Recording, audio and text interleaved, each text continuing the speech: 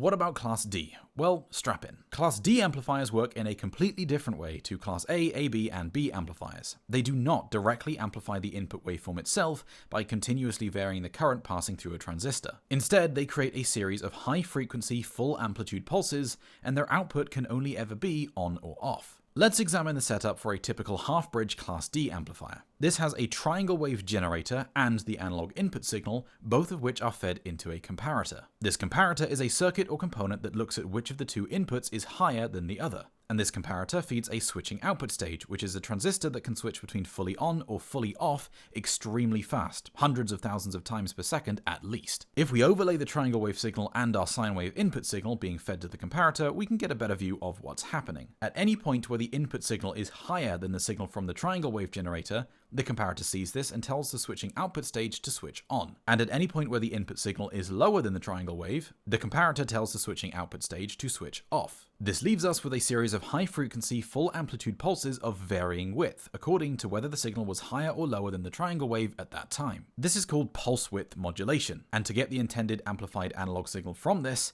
the output of the Class D amplifier is passed through a low-pass filter, which filters out the high-frequency components from the signal. Think of this as restricting how fast the output is able to move up or down.